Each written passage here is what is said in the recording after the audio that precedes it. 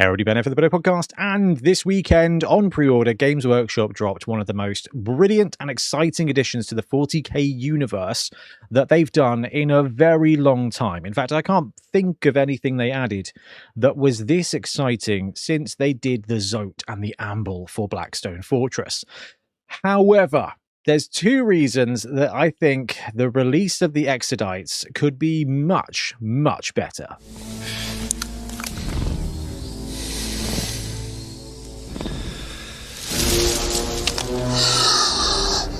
Clever girl. Okay, so the Exodites, this is such a cool addition. So they've dropped in Kill Team, and it's for Kill Team. So what Exodites are, they are Eldar. Now, Eldar are an interesting one. I used to love burning and maiming Eldar with my Blood Angels and Catachans back in the late 90s and early 2000s. R.I.P. Ian Whanham's Eldar. That was a good time to be alive. 3rd edition, heavy flame Catachan teams just rinsing the elf boys. It was glorious. But one of the first 40k model kits I got that weren't Space Marines was an old school Eldar Walker. And that was just a wonderful model. So I've always had a soft spot for Eldar. Recently, I got my hands on some of the flying Eldar boys that Games Workshop released, which were a lot of fun to build and paint. And there is something ever so charming about brightly coloured elves. Now, the thing about the Exodites that caught me, first of all, the most obvious thing, and those of you who know me will not be surprised by this, the fact they've got basically a high elf paint scheme. Whoa, you get me a little bit there. Elves are classic. Everyone knows what elves are about, and there's something really, really, really elegant about that. And although I am the Skaven, Ratkin obsessed chap, high elves are probably my number 2 love. So this is something really cool. The world of 40k is not just grimdark. There's edges that are unexplored, and Exodites harken back to Rogue Trader era, where it was all about planets doing their own thing in a lot of places. And there was a lot of difference, and there was a lot of interesting things. So the fact that they dropped the Exodites, I was immediately really interested, because 1, it's something different, 2, it's something from the lore of 2nd edition, and 3, for the love of the Emperor, it's high elves riding dragons with guns.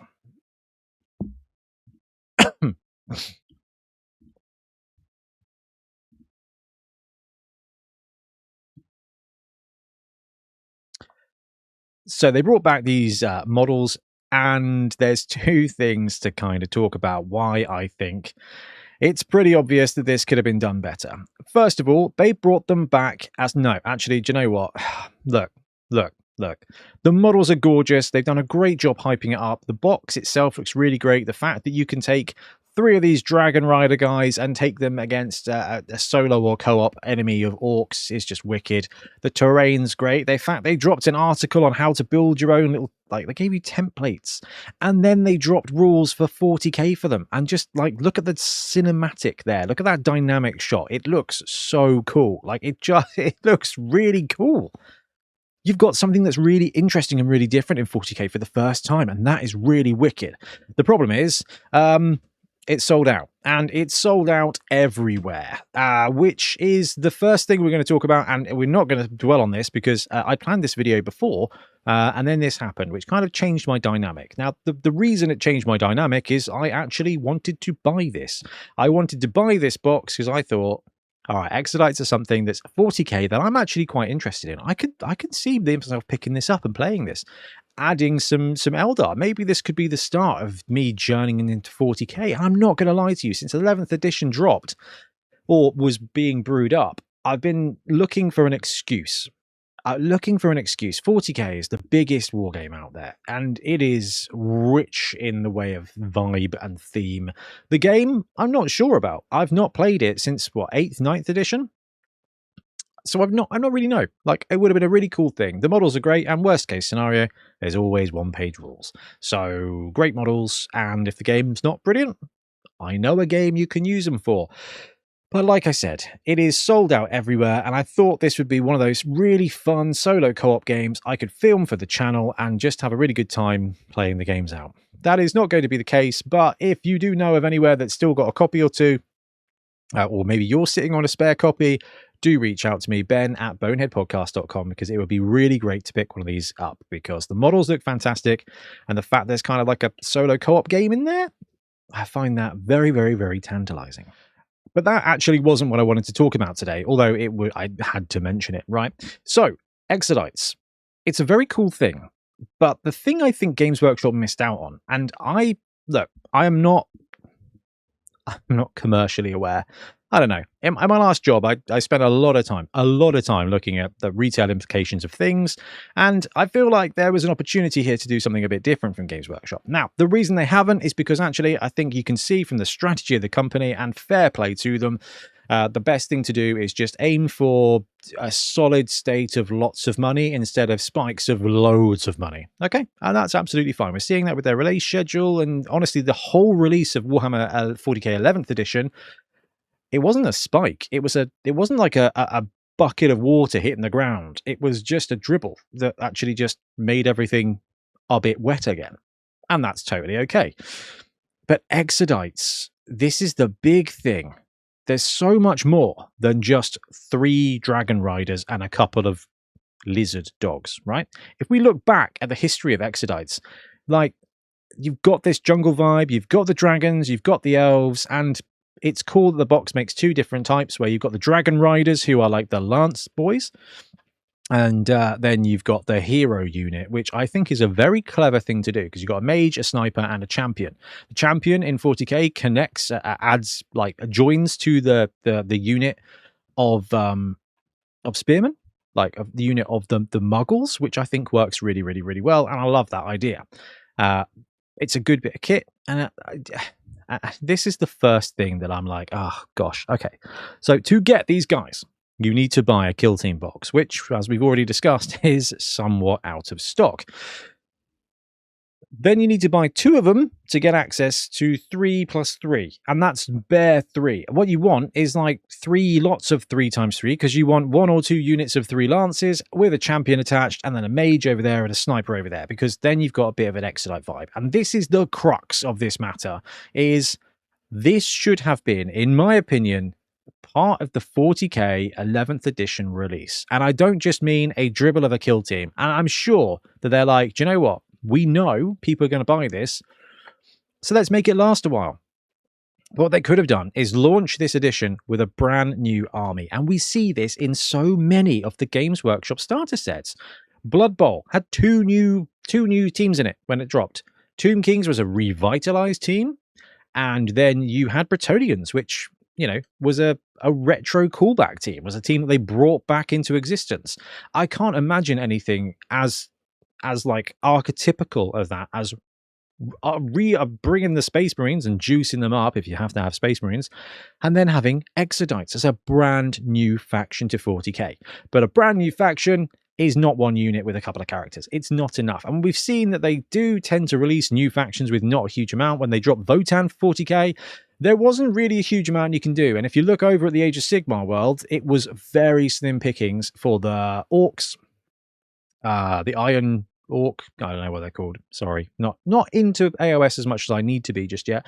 And then you've got the Naked Slayer Dwarves, and they both launched with like, this is cool, here's some new stuff, and here's the steampunk flying dwarves, and then they just kind of stopped adding stuff.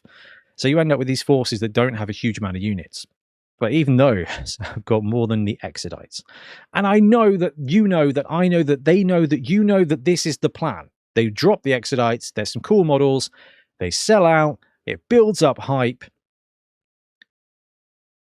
But the thing is, if they'd gone, here's Exodites, here's some more Exodites, here's some infantry Exodites, here's a monster Exodites, they would have had all my money right now. And that's the really interesting thing about Games Workshop. I've joked with this, a lot of people about this.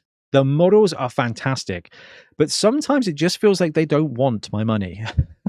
Like, I want to buy things from you. Let me buy things from you. Like, I have money, would like to give you the money in exchange for things, but you don't want my money because you've got so much money at the moment. That's the only thing I can think of. Like, we're going to produce 7 Kill Team boxes, and that's it. And it's sitting on what must be one of the most opportunistic rehypes for 40k right here. Because there's so much more than just Dragon Riders for Exodites. Yeah, sure, their Dragon Riders are the key, but if we look back, like in the olden times, they put out these models for Epic, which was Space Marine, which was the 6mm epic sci-fi game set in a 40k universe. And they spoiled some models. I don't know if they ever got released or not, but there was Dragon Riders, and it's very cool to see Dragon Riders, and it's very cool to see them in the old blue and yellow paint scheme here. But there's more than that. Not only are there the Dragon Riders, there are flying pterodactyl riders. There are Triceratopses with giant guns. There is a T-Rex up there. Let me move my little face. With a hero on it. And that is just the flipping beginning. You need some scouts. And when it comes to Exodites, this could be such a cool alternate Eldar force that's just its own thing that you can add to Eldar. And they've done a weird thing with Eldar, right? Where they've put the Dark Eldar and the Eldar and the Harlequins all together and kind of made them pointy ears. Well, here's a great opportunity to add something different. And this is something that I think, along with a Ratkin force, obviously, 40k could use. Like, if you want big gribbly monsters, you kind of got to go Tyranids. This is such a clever mix of gribbly monsters with high falutin tootin' dudes that you've got some cerebral action there as well, and you can tell a really interesting story that absolutely feels like a 90s cartoon. And talking of the 90s, this stuff was in the second edition Eldar book. And this is the thing that I find so exciting. Now, second edition Eldar, we must be talking 95, 96. At probably the latest this book came out, and this is just some absolutely, it's dripping with wicked theme. The whole point of the Exodites is that they saw the rest of the Eldar guys getting a bit flirty with the Slanesh god, or getting a bit flirty with something that led to the development of a god of Slanesh, which ruined their entire life. There's actually a parable here to do with AI, which is quite interesting. If you replace AI with Slanesh, we're that's what's happening at the moment, which is absolutely terrifying. But if it leads to me being able to ride around on dinosaurs, I'm all right with it. So, yeah, the Eldar Exodites, they were like, no, not doing this. We're just going to we're going to take our limited technology that is still very fancy, and we're just going to plant these dinosaurs all over the place, and we're going to live there and not worry too much about other stuff. And that's wicked. But they still go out and fight other things. They still support. They're still elves. They're just a different type, which is wicked. There are many different kinds of dragons. Because they call them all dragons. Because why wouldn't you call them all dragons? Because you are space high elves. There are many different kinds of dragons, some unique to specific worlds, and they are used in different ways according to their size and nature. The Megadons are massive herbivores, slow-witted and easy to manage, though deadly if panicked or mistreated. These creatures provide most of the material resources of the Exodites, and the small ones are used to transport cargoes and people across the Great Plains. A large Megadon can carry a massive structure on its back, and they bear the most enormous weights without concern. Smaller carnivorous dragons ridden by Exodite warriors are used to control and herd the Megadons. Warriors are virtually born into the tall dragon's saddles and wield their long lances with consummate ease. A stab with a lance will turn or stop a megalodon without causing any harm, but the same blow would knock dead the most hardy Eldar.